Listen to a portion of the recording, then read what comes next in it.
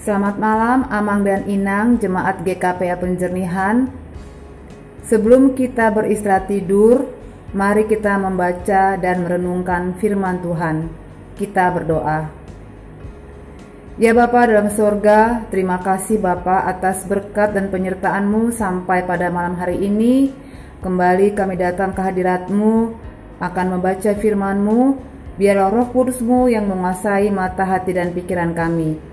Dalam nama anak-Mu Tuhan Yesus Kristus, kami telah berdoa. Amin. Firman Tuhan pada malam hari ini diambil dari kitab Markus 4 ayat 30-34. Demikian firman-Nya. Perumpamaan tentang biji sesawi. Katanya lagi, dengan apa hendak kita membandingkan kerajaan Allah itu? Atau dengan perumpamaan manakah hendaknya kita menggambarkannya? Hal kerajaan surga itu seumpama biji sesawi yang ditaburkan di tanah. Memang biji itu yang paling kecil daripada segala jenis benih yang ada di bumi.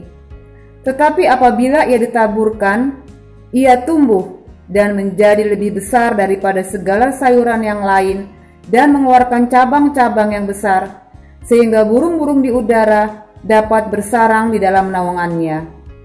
Dalam banyak perumpamaan yang semacam itu, ia memberitakan firman kepada mereka sesuai dengan pengertian mereka.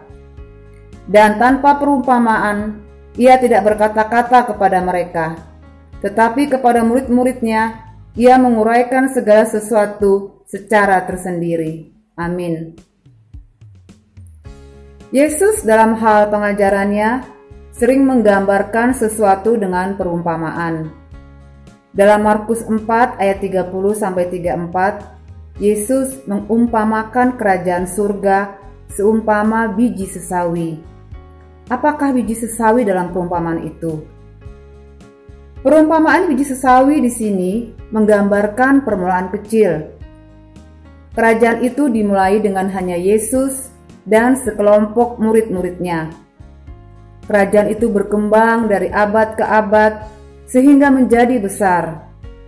Pertumbuhan itu menjadi besar, terorganisasi, lalu diterima dalam cabang-cabangnya dalam bentuk persekutuan-persekutuan. Meskipun Yesus tidak pernah mendefinisikan istilah kerajaan surga secara jelas, Dia memberikan banyak petunjuk tentang sifat kerajaan itu. Kerajaan Allah tidak sama seperti negara-negara seperti Cina, Yunani, atau Inggris yang memiliki batas-batas geografis. Kerajaan surga tidak memiliki batas-batas geografis dan tidak dapat digambarkan di atas peta. Para pengikutnya tinggal di antara musuh-musuh mereka, tidak terpisahkan oleh parit pertahanan atau dinding tembok sebagai pelindung. Namun Yesus menubuatkan kerajaan itu akan menunjukkan pertumbuhan luar biasa. Adapun burung-burung di udara adalah penipu jahat yang lihai mengambil benih kebenaran itu. Bisa kita baca juga dalam Matius 13 ayat 4, demikian bunyinya. Pada waktu ia menabur, sebagian benih itu jatuh di pinggir jalan. Lalu datanglah burung dan memakannya sampai habis. Dan waktu ia menabur, beberapa benih jatuh di pinggir jalan. Lalu burung-burung datang dan memakannya sampai habis. Pada ayat 19 bunyinya, kepada setiap orang yang mendengar firman tentang kerajaan surga, tetapi tidak mengertinya, datanglah si jahat dan merampas yang ditaburkan dalam hati orang itu. Itulah benih yang ditaburkan di pinggir jalan. Jika kerajaan surga terdiri atas pemerintahan Allah dalam dunia ini, penduduknya terdiri atas orang-orang dari semua ras dan semua bangsa yang dengan setia mengikuti kehendak Allah di bumi ini.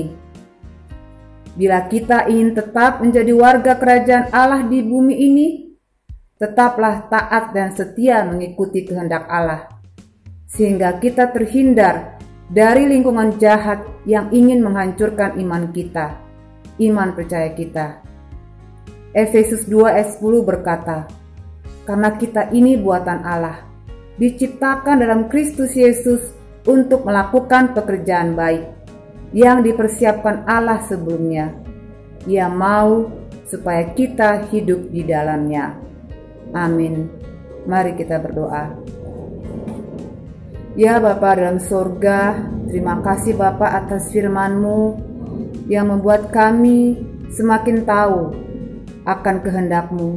Biarlah kami dapat selalu menuruti kehendak-Mu agar kami dapat terhindar dari si jahat.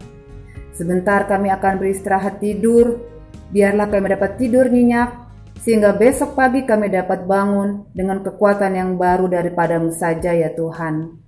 Ampuni ya Bapa semua dosa-dosa yang telah kami perbuat. Semuanya ini Bapa, kami minta melalui nama anak-Mu, Tuhan Yesus Kristus, Tuhan dan Juru Selamat kami yang hidup. Amin.